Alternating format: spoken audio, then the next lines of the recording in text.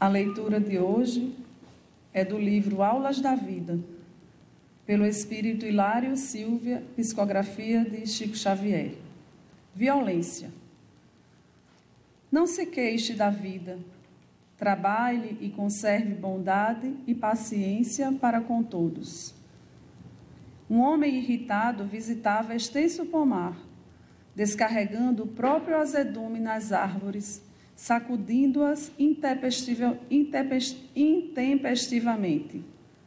Muitos troncos amigos aceitaram a injúria com serenidade.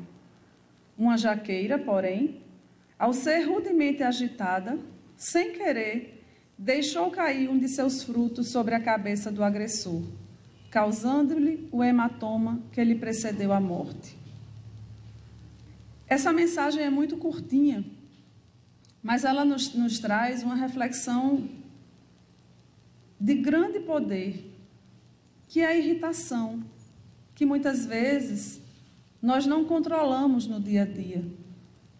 Quantas vezes nós verbalmente agredimos no trânsito? Cláudia Batista sempre lembra, porque é uma coisa que ela tenta vencer. E todos nós que dirigimos, se pararmos para nos observarmos, vamos ver que no trânsito é uma grande prova que a gente passa para controlar nossa irritação. Porque a gente está bem, basta levar uma trancada para a gente chamar o motorista de santo, né? Então, são nesses pequenos momentos, nesses pequenos desafios que a gente passa no dia a dia, onde a gente tem que pôr em prática o que a gente aprende na doutrina, que é ter a paciência para conosco e para com o outro. Quantas pessoas, de fato, como traz a mensagem, nesse caso, uma jaca caiu sobre a cabeça dele, mas muitas pessoas sofrem infarto, derrame cerebral, por não controlar a ira. Ficam tão irritados que a pressão sobe ao ponto de provocar danos maiores ao corpo físico e levando muitas vezes ao desencarne. Então pensemos nisso, né? Controlemos mais as nossas iras, as nossas insatisfações, para que não atraímos, né, coisas que nós vamos nos arrepender depois. Porque se desencarnarmos por uma situação dessa, quando nós chegarmos lá em cima, que tomarmos pé da situação, nós vamos nos arrepender. E aí não tem como voltar atrás, né? É correr atrás do prejuízo, mas não volta atrás para refazer aquela situação. Muita paz para todos. A leitura evangélica de hoje é o capítulo 12 do Evangelho segundo o Espiritismo. Tudo é.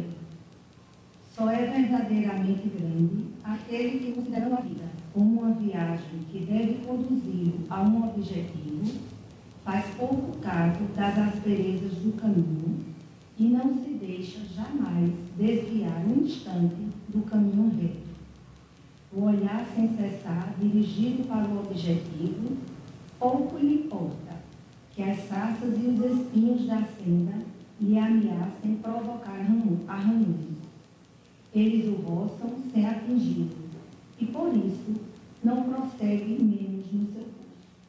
Expor seus dias para se vingar de uma injúria é recuar diante das provas da vida. É sempre um crime aos olhos de Deus.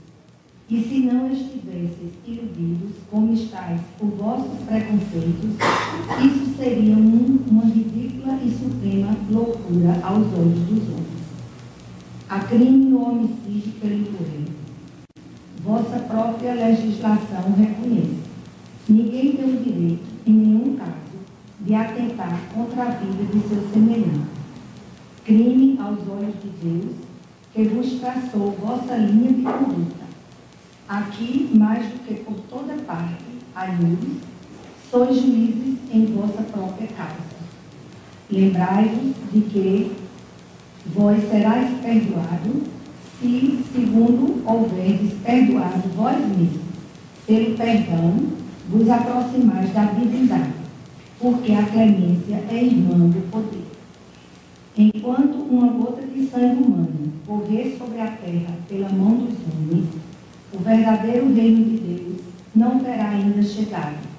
esse reino de pacificação e de amor, que deve banir para todo sempre do vosso globo a animosidade, a discórdia e a guerra. Então, a palavra duelo não existirá mais em vossa língua, senão como uma legítima e vaga lembrança de um passado que se foi. Os homens não conhecerão entre eles outros antagonismos, senão a nobre rivalidade do bem. Adolfo, bispo de Argel, Marmande, 1861. E hoje nós temos a grande alegria de termos o nosso irmão Emmanuel, que irá proferir a palestra de hoje.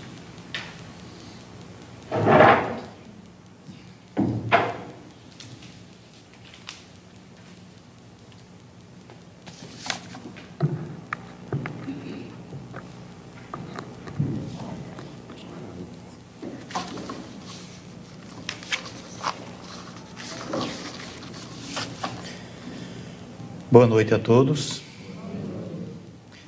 Que a paz de Jesus esteja com cada um de vocês e permaneça. Boa noite aos internautas da TV Chico Xavier. Que a paz de Jesus também possa chegar em cada um dos lares de vocês. O tema sugerido para nossa conversa de hoje é muito interessante quando a gente percebe que na espiritualidade não existe o acaso, né? Tudo é direcionado. A partir da mensagem que foi entregue aí na entrada, que tem o título de Prudência, e o exórdio que foi lido aqui, né? Que trata exatamente desse tema que muitos de nós estamos precisando nesse mundo que a gente está vivendo hoje. Esse mundo de intolerância, nesse mundo de desafios, nesse mundo desse trânsito caótico, nesse momento difícil e importante que o nosso país está passando, né? De uma escolha muito importante que temos que fazer. E falar de paciência é algo que mexe com todos nós, até mesmo com quem vai falar. Porque muitas vezes a nossa impaciência faz a gente refletir sobre esse tema, né? Sobre se ter paciência. E hoje está cada vez mais difícil a gente trabalhar essa importante missão na nossa vida, a de lidar com os problemas e ter paciências para resolvê-los. Porque para perder é a coisa mais fácil do mundo. Agora, para adquirir, para lidar com ela, a gente tem muitas dificuldades. Então, vamos refletir um pouquinho sobre essa questão da paciência, que cada um de nós precisa no nosso dia a dia, na nossa vida.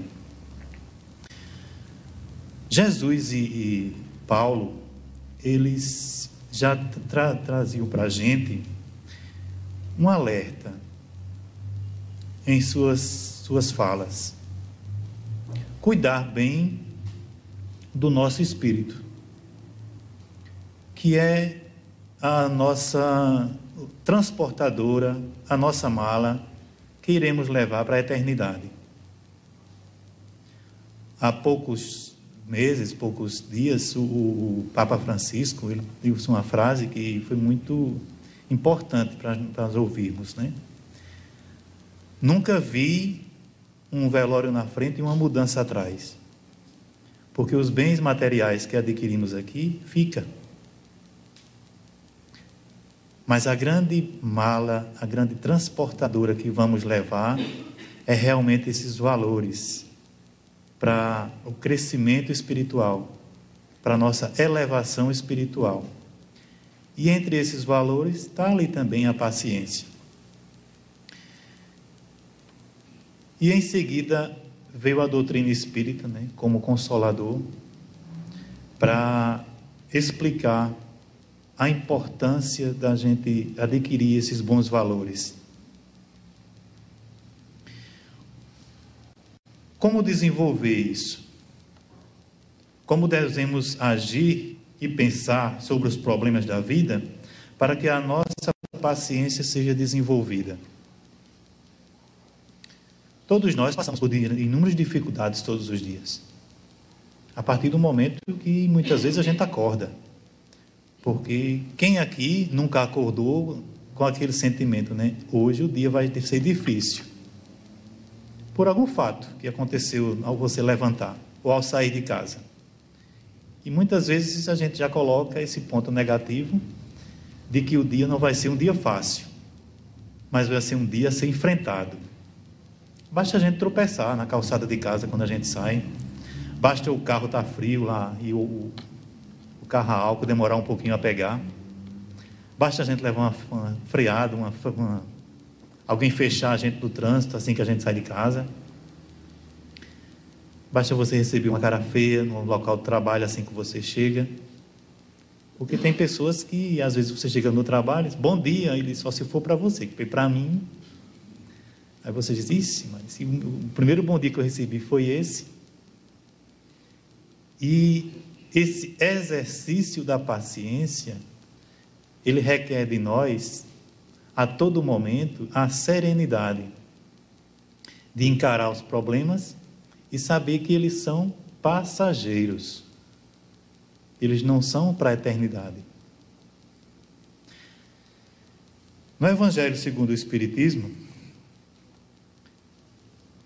tem uma passagem que diz: dando-lhe a ver do alto as coisas, a importância das vicissitudes terrenas, some-se no vasto e esplêndido horizonte que ele o faz descortinar, e a perspectiva da felicidade que o espera lhe dá a paciência, a resignação e a coragem de ir ao termo do caminho.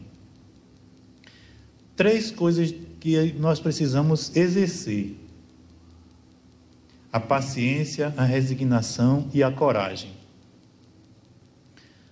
Porque do plano mais alto, nós vamos um dia perceber que as coisas são bem diferentes do que a gente encara aqui.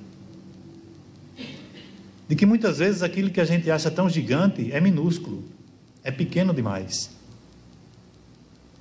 Se hoje a gente se colocar na posição do planeta que a gente vive e das galáxias que existem no universo, o próprio planeta se torna uma fagulha muito pequena.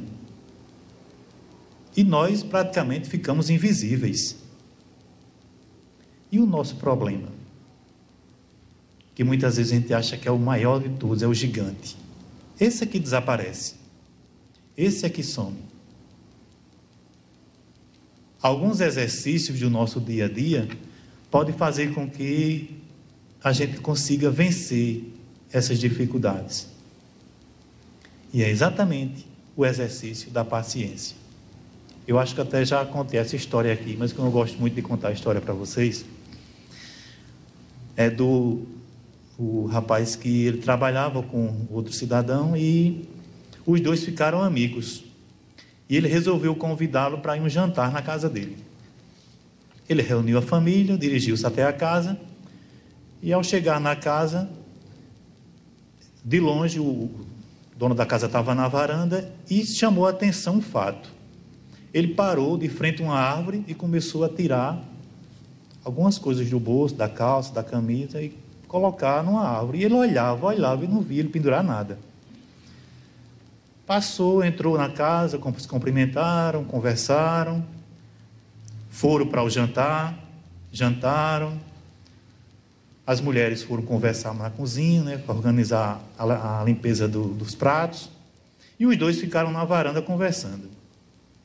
E ele perdeu a paciência e perguntou: amigo, eu queria saber o que é que tanto você tirava dos seus bolsos e tentava pendurar naquela árvore, que eu não entendi até agora. E ele disse: na minha casa tem uma árvore na entrada.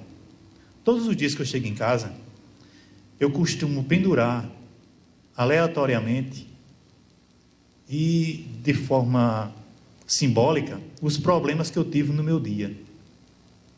E geralmente eu penduro 20 problemas. No outro dia, quando eu saio de casa, eu vou recolher. E você sabia que só tem 5, 3? Porque muitos dos problemas que eu penduro lá, para resolver no outro dia, não são tão graves assim, e pode esperar. Então, quando eu cheguei na sua casa, eu vinha com alguns problemas perturbando a minha cabeça, eu resolvi pendurar lá. Tenho certeza que quando eu sair, dos 9, 6, 8 que eu pendurei lá, talvez tenha 2 ou 3. E nós, muitas vezes, não temos a paciência de esperar que a vida se coloque em ordem. Que nós somos muito ansiosos. Eu sou muito ansioso. E eu sei que isso é um problema que cada um de nós temos também, de querer que as coisas se resolvam da maneira que a gente quer. E não é bem assim, né? Não é bem assim. E muitas vezes a gente está esperando só de um tempo para que as coisas se coloquem na posição correta. Só o tempo.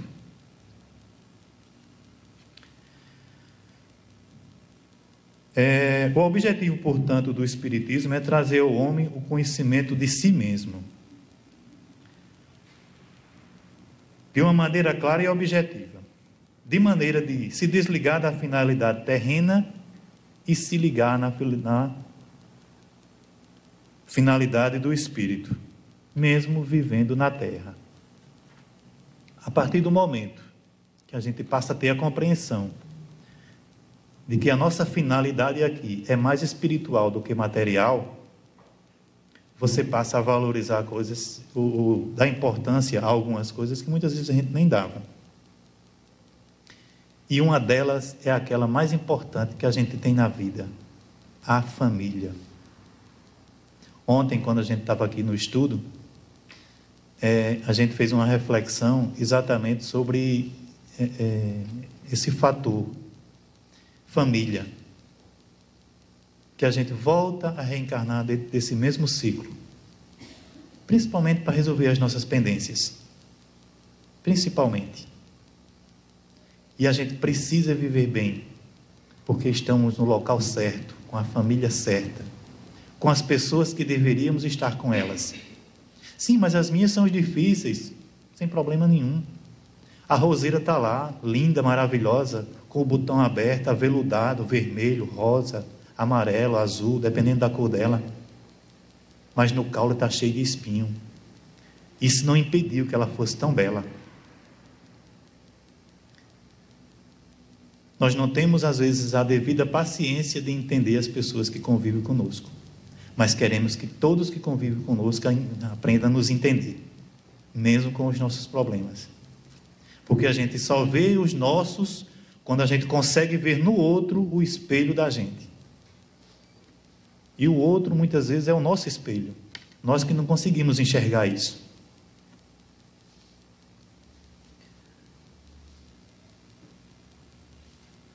Muitas vezes o homem começa a ver seus problemas como muito grandes.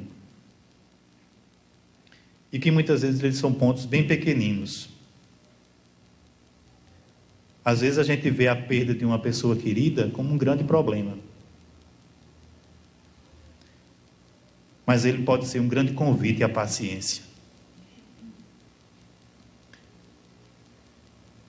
Muitos de nós, e eu me coloco nessa posição também, achamos que que Deus está nas nossas mãos e queremos que as coisas se resolvam da maneira que a gente quer. E é exatamente o contrário. Somos nós que estamos na mão de Deus. E é Ele que vai escolher o momento e a hora certa de resolver, de colocar as soluções para aquilo que a gente deseja. Sim, porque eu queria comprar meu carro esse ano, e se eu não comprar meu carro esse ano, sim, porque aquela viagem que eu tenho que fazer, eu tenho que fazer, porque se eu não fizer, e o momento de Deus, a gente respeita? Será que é realmente o momento certo para a gente fazer isso ainda? Será que porque uma tentativa que a gente teve na vida não deu certo, é porque eu sou uma pessoa de azar? Ou me falta a devida paciência de entender que aquele não era ainda o momento certo para mim? Eu tinha um padre muito amigo, ele já desencarnou, ele é holandês, e ele contava uma história para mim que eu achava muito interessante. Aqui no Cariri paraibano tem uma cidade que ele conheceu essa família lá, e era uma família muito nobre lá no Cariri, e os filhos da família, geralmente, eles faziam faculdade todos, e todos encaminhavam para esse caminho da engenheiros, advogados, médicos. E ele disse que a mãe era impaciente com o filho, que não queria estudar, não queria fazer faculdade. Mas uma coisa, padre, quando esse menino vê um carro quebrado, olha, esse menino enlouquece para ir olhar o que o motor do carro tem. Eu queria saber o que esse menino tem para gostar tanto de motor de carro. Ele deve ter sido um mecânico em outra vida, até brincava, né? E ele disse, eu posso dar um conselho à senhora? Ele disse, pode. Existe uma instituição lá em Campina Grande chamada Senai, que tem uns cursos muito bons nessa área de mecânica. Por que a senhora não tenta matricular ele lá? Não, pelo amor de Deus, isso é uma vergonha para a gente. Meus filhos aqui todos são médicos, todos são engenheiros. Eu tenho um filho mecânico, padre. Mas a senhora tem que entender que é a vontade dele, tem que então, aprender a respeitar. Olha, eu vou colocar, mas não é o que eu quero, não. Eu vou colocar por consideração ao seu conselho, que eu quero muito bem ao senhor. Esse rapaz hoje, ele é um dos maiores engenheiros mecânicos da Volkswagen. Faz o que gosta e ganha mais do que os irmãos. Então, muitas vezes, nós queremos colocar essa máquina chamada carro na frente daquela que puxa, que antigamente se chamava bois. Por a gente não ter a devida paciência de saber entender o momento do outro e a decisão do outro.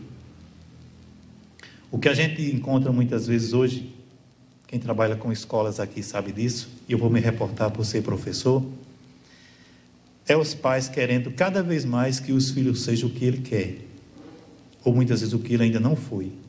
Não porque você vai ter que ser isso, porque eu tentei e não consegui. Não, porque eu fui médico, eu quero que você seja um médico. Eu fui um engenheiro, eu quero que você seja um engenheiro. E a gente vai criando ali os profissionais sem desejo, com falta de vontade de trabalhar naquilo, e a gente não respeita o momento do outro, não tem a devida paciência de entender que o outro também tem as suas decisões.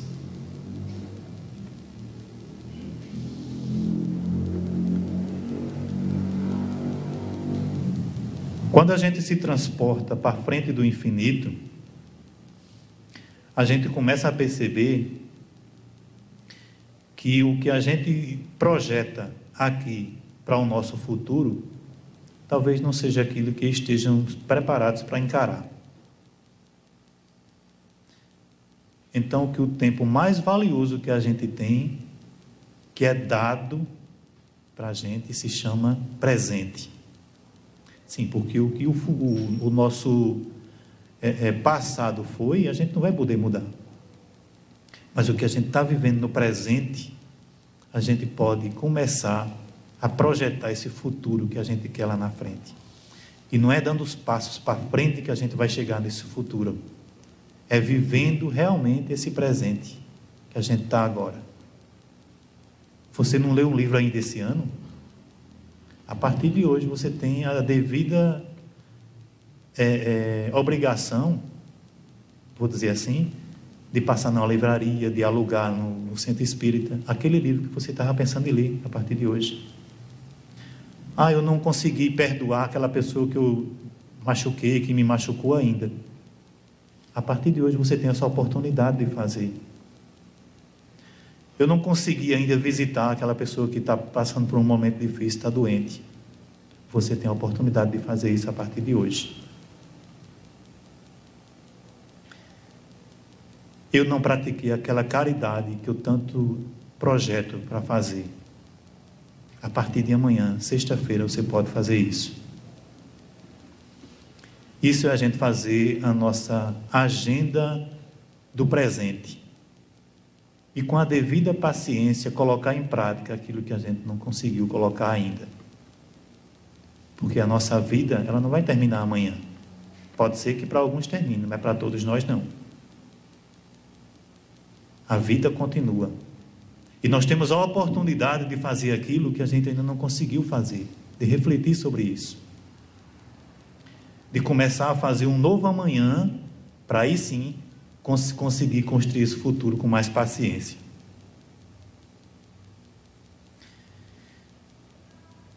Como somos pequeninos e como Deus nos ama da maneira que a gente é. Cuida da gente da maneira que a gente é. Porque para esse universo tão grande que existe, e Ele precisa dar conta de tudo, Ele tem um olhar especial para cada um de nós.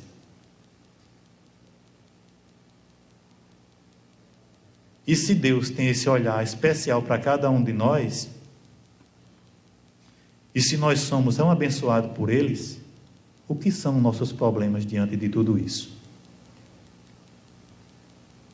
É uma fagulha. E que Deus está ali pronto para nos ajudar e mostrar os caminhos para a gente resolver. E nós vamos guardar desses momentos apenas um grande aprendizado de tudo que a gente já passou. Allan Kardec nos diz no Livro dos Espíritos, na questão 909, que foi perguntado ao Espírito da Verdade: poderia sempre o homem, pelos seus esforços, vencer suas más inclinações? E o Espírito da Verdade responde: sim. E frequentemente, fazendo esforços muito insignificantes, o que lhe falta é a vontade. Ah, quão poucos dentre vós fazem esforços. Então, dentro dessa tentativa de vencer essa nossa impaciência, nós muitas vezes costumamos praticar nossas más inclinações. E ele diz que a gente pode vencer. O que nos falta é um pouquinho de vontade. Sabe aquela passagem que Jesus diz que se a gente tivesse a fé do tamanho de um grão de uma mostarda, a gente seria mais vencedores? Então, para a gente vencer tantas coisas na nossa vida, a gente precisa de um pouquinho de paciência e dessa boa vontade de tentar fazer. Porque todos nós conseguimos. Nós temos consciência, a nossa consciência é uma grande educadora. Ela fala aos nossos ouvidos todos os dias. Faz ou não faz? Diz ou não diz? Repete ou não repete? Eu tinha uma amiga que ela chegou para mim um dia conversando comigo. Ela disse: mano, olha, meu casamento está uma complicação, está tão difícil. A convivência lá em casa está tão complicado. Eu disse: mas por quê? Eu disse: porque o fulano tem uma banda, ele precisa sair para trabalhar, chega tarde em casa, eu já fico nervosa quando ele chega, a gente começa a discutir os problemas de casa, não sei o que. Eu disse: se eu te dar um conselho, tu faz? Eu disse: e eu sei do que é que tu vai dizer. Eu disse: não, eu vou dar um conselho. Se você se lembrar na hora que você começar uma discussão, faça isso que eu vou lhe dizer. Ela disse: o que é isso? Quando ele chegar, que você perder a paciência e começar a discutir, vá no filtro, na geladeira, algum canto, enche a boca d'água e não engula. Para quê? Eu disse: não, enche a boca d'água, fica com a boca cheia d'água até enquanto você puder. Então, tu está ficando louco. Eu disse: não, faça, se você lembrar, faça.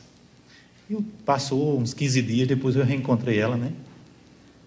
Aí ela disse: e aí, como é que está a vida lá? Ela disse: melhor, encontrei os dois, né, na rua. Ela disse: tá bom, tá bem, graças a Deus. Aí ele disse assim: oi, mano, o que foi que tu ensinaste a fulana? Eu disse: não, nada demais. Não, ela disse que tu ensinou um negócio a ela.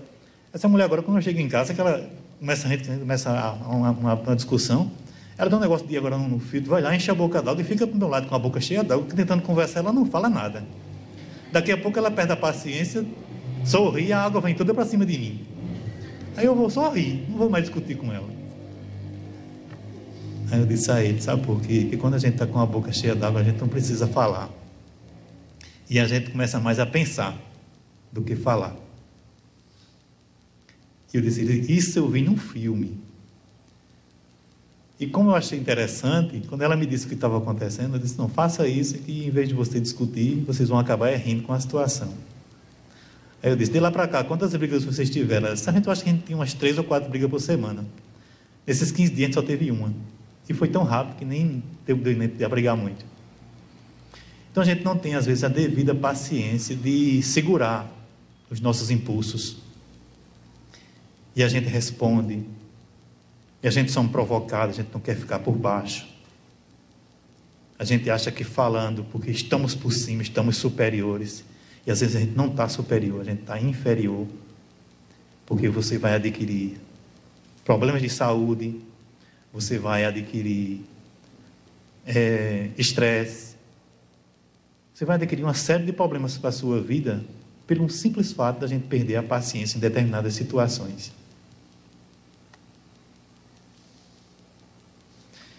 Mas não é fácil. Nem sempre a gente consegue manter essa paciência que precisa, essa tranquilidade que a gente precisa. Dizem os dicionários que a paciência é o estado de perseverança tranquila. E nem sempre a gente consegue ter um estado de perseverança tranquila por muito tempo. A gente acaba perdendo um pouco o equilíbrio. É natural. É natural. O Evangelho segundo o Espiritismo nos diz, categoricamente, que o planeta Terra é um hospital de almas. E se a gente parar para refletir, quem é que está no hospital? Quem precisa estar no hospital? É quem está doente. Então todos nós temos as nossas doenças. Estamos aqui em tratamento, precisando um do outro. O homem precisa do homem para cuidar um do outro. E nós precisamos uns dos outros, porque nós não somos melhores do que ninguém. Todos nós estamos aqui numa condição de ajuda e não de julgamento. Ninguém está aqui numa condição de julgar um ao outro. Mas nós estamos numa condição que precisa nos ajudar. A cada dia. Às vezes a vencer a nossa preguiça, a vencer a nossa impaciência, a vencer o nosso orgulho, a ajudar a praticar a caridade. E nós precisamos uns dos outros para isso. Por isso que a gente vive coletivamente. Por isso que a gente vive em família. Que a maior escola que a gente tem é a nossa família. É lá no lar que a gente conhece cada uma das pessoas que tem um pouco dos traços da nossa personalidade. E nós também carregamos os deles. E não é à toa que a gente está com aquelas pessoas ali, porque muitas vezes você diz assim, eu tenho muitos problemas, mas eu não consigo me desapegar. Porque é exatamente ali onde você veio fazer a sua reencarnação e conviver com aquelas pessoas. E precisa delas, e precisa entendê-las. Porque só você entendendo elas é que você vai também ajudar a se entender.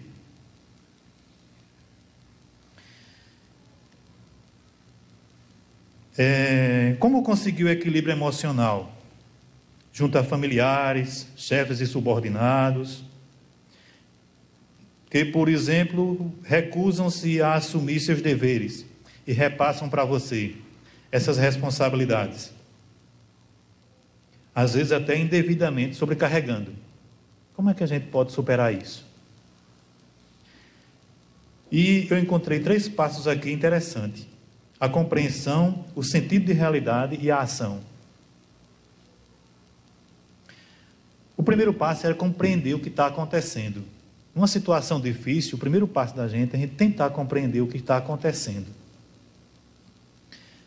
Perceber o que querem as pessoas e por que agem daquela maneira conosco. É difícil. Mas você no local de trabalho entender por que é que alguém lhe persegue, por que é que alguém lhe trata mal.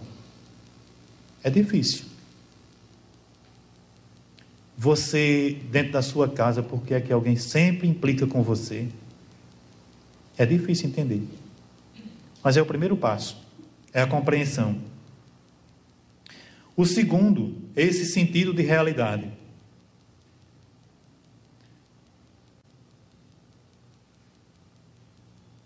enxergar o que está acontecendo sem se apavorar.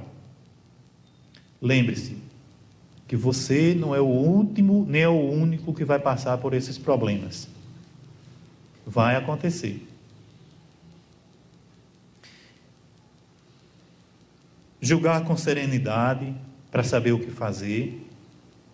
Aí sim vem a questão da ação. E agora, o que fazer? Sim, porque se a gente for pensar pelo fato de que matando as pessoas a gente vai resolver os problemas, não vai ficar ninguém nesse planeta, porque o primeiro que vai morrer depois sou eu. Se eu me sinto na situação de tirar a vida de alguém para resolver um problema meu, alguém vai também querer fazer isso com a minha. Então esse não é o fator. O problema continuar e a gente ficar ali observando também não vai ajudar. Então a gente vai ter que procurar uma maneira de resolver. Se meu amigo de trabalho, se meu irmão, meu pai, minha mãe tem um temperamento difícil, eu tenho que entendê-lo e aprender a amá-lo da maneira que ele é. Porque é a personalidade dele. Infelizmente eu não vou conseguir mudar. Eu posso mudar a minha. A minha eu posso mudar para entender. Mas a do outro é difícil. Eu posso até tentar. E eu tenho que compreender muitas vezes o contexto do que está acontecendo. Eu tinha uma colega de trabalho que nada que a gente fazia proposta de trabalho para ela, ela aceitava. Era uma pessoa muito rude, muito difícil. Muito difícil. E eu procurei sempre, aos poucos, ir me familiarizando, me aproximando, tentando conversar, tentando descobrir. E um dia estava eu e ela na sala. A gente estava tomando um café, o restante do pessoal não tinha chegado ainda na sala que a gente fazia o refeitório. E ela olhou assim para mim e disse: "Ô Emanuel, eu queria entender por que é que tu sempre me trata com carinho. Você sempre tem um costume de ir lá na sala. Acho que é a única pessoa que vai lá na sala e me dá um abraço. Por que tu me trata desse jeito? Eu acho que eu sou uma pessoa tão chata."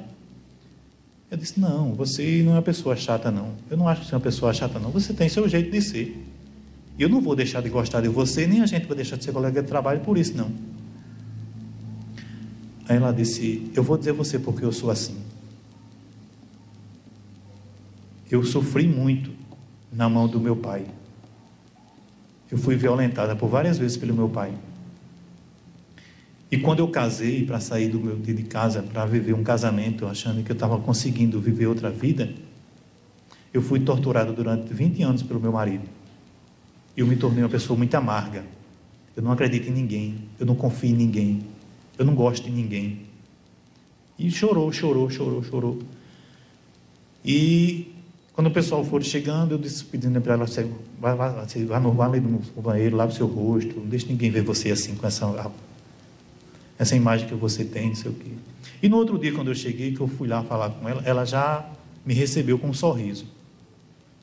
E disse assim: "Como eu estou feliz hoje, porque eu consegui falar para alguém algo que eu esperava tanto tempo e não tinha oportunidade."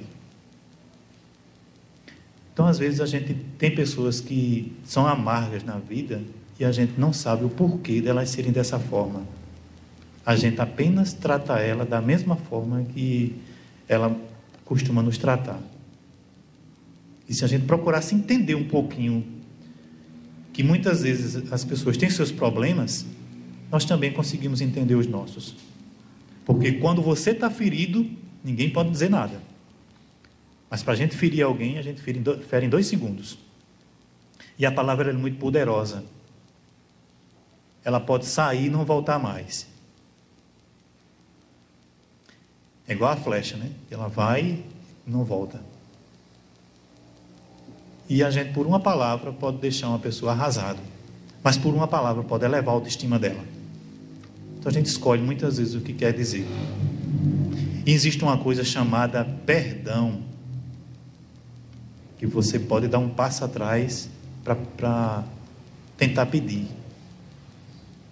Te ofereço o meu perdão, desculpe pelo que eu disse.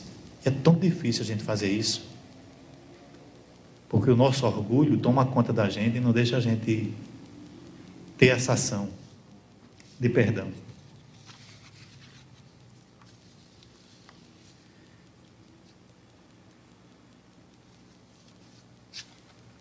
Ainda no Evangelho segundo o Espiritismo, Allan Kardec nos diz o seguinte: sede pacientes.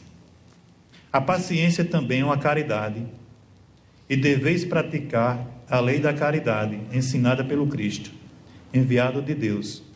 A caridade que consiste na esmola dada aos pobres é a mais fácil de todas. Outra há, porém, muito mais penosa e, consequentemente, muito mais meritória: a de perdoarmos aos que Deus colocou em nosso caminho, para serem instrumentos de nosso sofrer, e para nos porem à prova a paciência. Então, esse perdão, esse entendimento pelas pessoas que estão em nosso caminho, estão nos colocando à prova a todo momento. Estão ali exatamente para nos ajudar a vencer essas nossas más inclinações, e que nós muitas vezes não entendemos. Elas são. Eu tenho um filho de 17 anos. Eu digo assim que eu dou graças a Deus todo momento ter conhecido o Espiritismo, ter me aprofundado no Espiritismo, né? Porque eu acho que se eu não tivesse esse conhecimento, essa base que eu consegui até hoje, que foi muito pequena, muito pouco ainda, eu teria perdido a paciência muitas vezes com ele. E é quem tem ajudado a gente a ter uma boa convivência. Porque a minha consciência responde para mim a todos os dias: Emmanuel, tu tem 46 anos, teu filho tem 17. Olha quanto tempo tu viveu e olha quanto tempo ele viveu. Olha quem tem mais experiência, olha quem viveu mais. Olha quem tem que ter mais cabeça, olha quem tem que ter mais entendimento. Não é ele que vai pedir: papai, senta aqui para eu conversar com o senhor. Mas é você que tem que dizer: filho, senta aqui que a gente precisa ter uma conversa. Isso é um dos fatores de convivência que a gente tem na nossa vida. Um dos fatores. É triste a gente ver, às vezes, nas escolas, alguns pais e mães deixarem as crianças como se estivesse se livrando de um estorno que está perto dele. E o que eu percebo, às vezes, é que quando a gente chega para uma família e diz: tal dia não vai ter aula. Ah, meu Deus, esse menino vai passar o dia todinho comigo em casa. Você disse de um filho. Eu um dia desses acompanhei a chegada de uma criança na escola, feliz, correndo, pulando na frente, e a mãe conversando com outra mãe, caminhando atrás. E o bichinho pequenininho, acho que ele tinha uns 6, 7 anos. Eu vim atrás, ele olhou para trás: mãe, a senhora sabe por que eu adoro essa escola? É porque tu é um leso. Meu Deus, isso aqui na frente da escola. Aí eu não, na hora tive a impaciência, né, não segurei a língua e disse: mãe, seu filho não é um leso, não. Seu filho é uma criança muito inteligente e é um dos melhores alunos que a gente tem aqui no primeiro ano. Ela fugiu dela assim, ela ficou branca, amarela, verde, toda cor. Acho que ela não percebeu que vinha alguém da escola por trás. Mas, infelizmente, eu até tenho colocado uma postagem essa semana falando, né, o quanto um tratar mal, um grito a uma criança, trava ela de tanta coisa. Tem crianças que estão na sala de aula, sentadinha, encolhidinha no canto da parede, caladinha, faz pouca atividade, com qualquer coisa chora. Aí a gente vai fazer um histórico da vida dela. O menino é maltratado em casa, sofre, é humilhado, não tem autoestima, porque é triste você estar crescendo, você é adulto. Se tiver uma pessoa que todos os dias olha para você, se tu é um fracasso, tu não vai ser nada na vida. Tu nasceu para sofrer. Já é ruim, imagina uma criança ouvir isso direto. Todo dia alguém olha para ele e diz: ah, meu Deus, esse aí não vai ser nada na vida. Esse aí não vai dar para nada não. E você está internalizando isso. O que é que falta? a devida paciência do acreditar. Tu olhar todos os dias, que a gente às vezes conversa com os pais e diz, olhe para seu filho todo dia e diga, eu acredito em você. Nós acreditamos em você, meu filho. Você vai ser uma pessoa de bem. Você vai ser um grande homem, uma grande mulher. Você vai transformar até esse país, se for possível. Vocês viram passando nos jornais esses últimos dias um número que chamou a atenção, né? O baixo índice de desenvolvimento na educação do país, o IDEB, saiu muito baixo em algumas cidades, em alguns estados, principalmente no Nordeste. Uma das escolas que eu trabalho aqui em Campina foi o segundo melhor IDEB aqui da cidade. O melhor foi uma escola que vinha com um IDEB muito baixo, e ela chegou a 6,6, a média nacional era 6. É uma escola lá do Catolé. Essa escola, 5 anos atrás, o IDEB dela era 3,5. Ela conseguiu subir 3,1. A escola que eu trabalho chegou a 6,4. Ela foi 3,3. E nesses 4 anos, uma coisa que me chama a atenção lá é a gestora. Ela reúne todos os alunos no pátio da escola antes deles entrarem. E a fala dela para eles é assim: meus queridos, nós estamos mais uma vez recebendo vocês aqui. Vocês vão para a sala de aula, mas eu quero que vocês saibam que eu e todos os professores que estão aqui acreditamos muito em vocês. Vocês são as pérolas dessa escola. E a gente sabe do potencial e da inteligência que cada um de vocês tem. Por isso que eu quero uma salva de palmas para vocês antes de vocês ir para a sala. Vocês não sabem o quanto isso leva a autoestima dessas crianças. E eu disse a ela, você pode até achar que não está fazendo nada, mas essa cimentinha, todos os dias que você faz, isso vai para a cabeça da criança e internaliza nela. E ela não aceita que nenhum professor trate mal os alunos dentro de sala de aula, mas acreditem nele. E eu cheguei um dia na sala, a professora tinha acabado de aplicar uma avaliação. E na sala de 23 alunos, 7 alunos tinham ficado com uma nota muito baixa. E ela estava exatamente dizendo que não aceita e não acredita que essa nota tenha sido tão baixa. Porque vocês são muito inteligentes, vocês são muito especial, vocês são alunos que estão aqui determinados a aprender e vão aprender. Então essa nota eu vou desconsiderar, fazer de conta que eu nem vi, e vou fazer uma recuperação dessa avaliação e vocês vão me comprovar o contrário, que vocês são bem melhores do que isso que vocês fizeram. E realmente os meninos se superaram depois. Então são essas coisas, essa paciência do dia a dia, esse plantio que a gente precisa estar fazendo todos os dias, que vão gerar frutos lá na frente. Que esse índice é medido a cada 2 anos. E a gente vai plantando isso devagarinho. Isso é transformação. Na vida da gente, nas nossas casas, nas nossas famílias, isso pode acontecer também. Se a gente acreditar, se a gente falar, se a gente disser, você pode, você é. Eu participei de uma palestra com o neto de Mahatma Gandhi, que esteve aqui na Paraíba agora, e nós fomos contemplados com um convite para participar. E uma coisa que me chamou muita atenção, ele contou um exemplo que aconteceu com ele quando ele era criança. Ele foi o primeiro grande exemplo que recebeu do avô. Ele morou com o avô depois de 5 anos. Eles, quando tinham 6 a 7 anos, muito rebelde, pegou um lápis grafite, estava mais ou menos desse tamanho, e jogou fora no meio da rua. Foi para o colégio à tarde. Quando chegou de tardezinha, antes, com as 6 horas, já estava escurecendo, e procurou o lápis, não tinha. Aí pediu a meu avô, eu queria um lápis, eu fazia minha tarefa que eu estou sem lápis. Aí ele disse, cadê aquele que você jogou fora? Não, mas aquele não prestava mais não, que estavam muito pequenos, vá procurar. Mais tarde de noite, eu vou procurar esse lápis, eu joguei lá, não sei nem se ainda está, eu joguei logo cedo, ele disse, pegou uma lanterna, e disse, tome a lanterna, vá procurar o lápis. E ele saiu com essa lanterna. Disse que passou quase 2 horas no meio da rua até encontrar o lápis. Tinha chovido lá na Índia, o lápis estava pequeno, molhado. Aí ele voltou com o lápis, né? Pequenininho. Ele disse, agora venha cá. Olhe para esse lápis aí.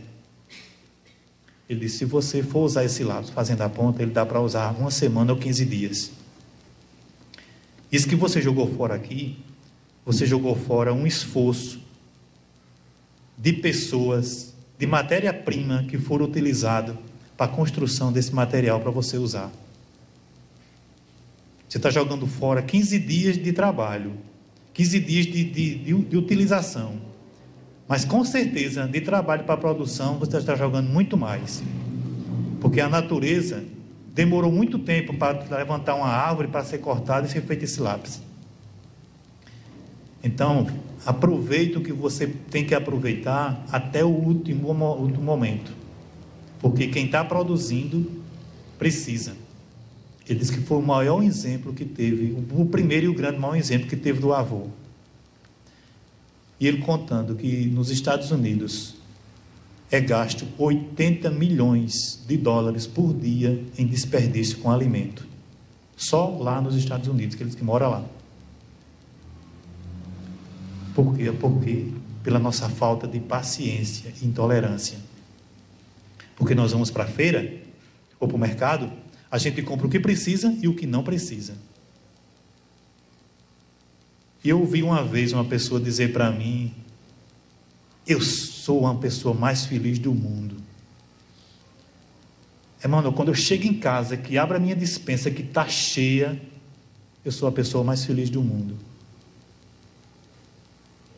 Aí eu disse, e o que tu desperdiça durante esse tempo? É melhor ter de sobra do que faltar.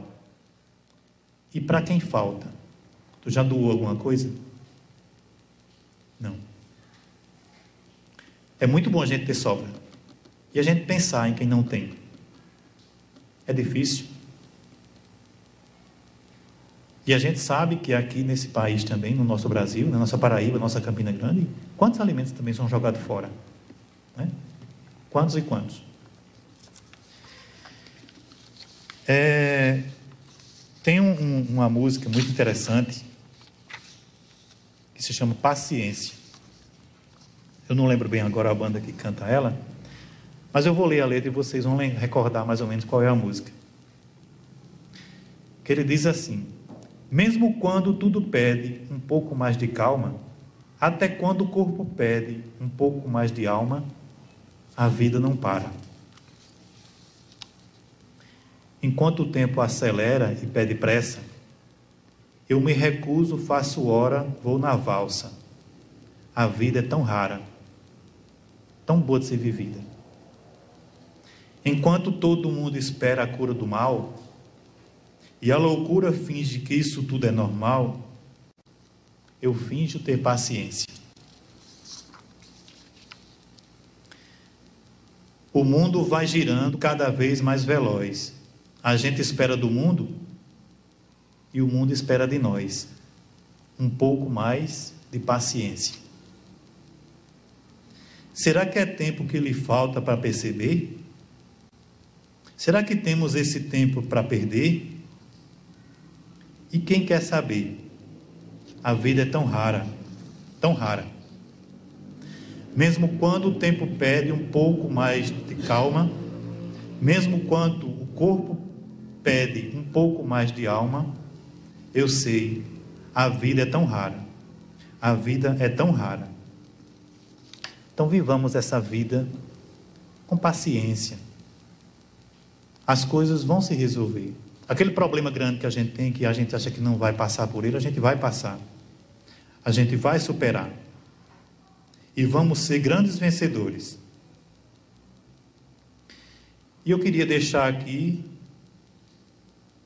um convite para vocês. Nós teremos aqui no próximo domingo um evento chamado Pasternos. E o grupo de evangelização convida a todos que estão aqui, é um convite aberto para participar do evento.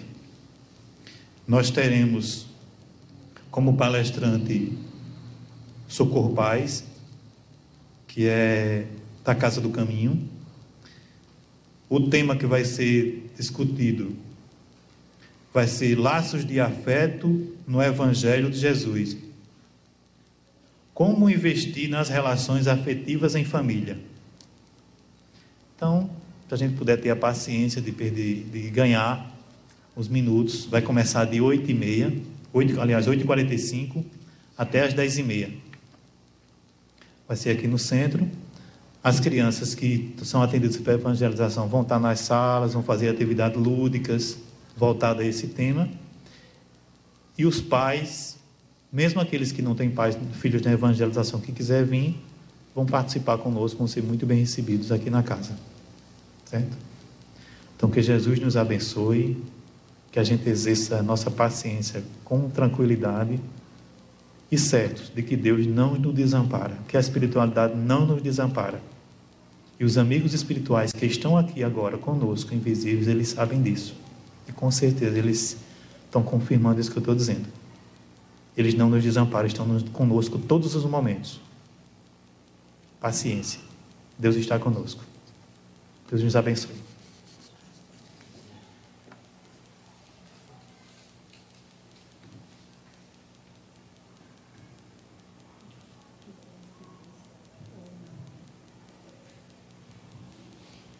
Nós agradecemos a Emmanuel pelas belas lições, pela mensagem de hoje, e que eu tenho certeza que cada um de nós se identificou com algumas posições.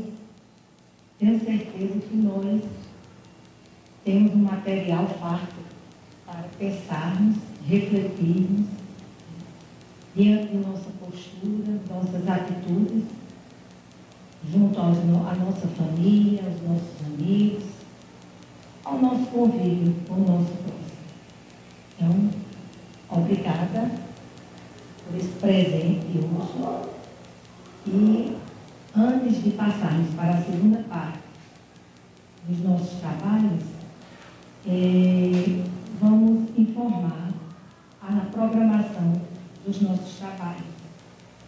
Aos sábados, o estudo sobre o Livro dos Espíritos, às 16 horas. Aos domingos, 8h45, a evangelização infantil. Excepcionalmente, esse domingo, também vamos ter a palestra. Né? E nas segundas, o atendimento fraterno às 19h30. Às quartas, estudo do Evangelho segundo o Espiritismo às 19h30 e nas quintas, esse nosso encontro. Então, vamos nos preparar. Olá, amigos! Tenho uma proposta para vocês. Você não conhece ainda a Rádio Chico Xavier? A Web Rádio? Você não sabe o que está perdendo. Acesse lá, você vai ter informações fantásticas sobre tudo que a doutrina dos Espíritos trata, palestras, histórias de Chico Xavier. Olha, é sensacional.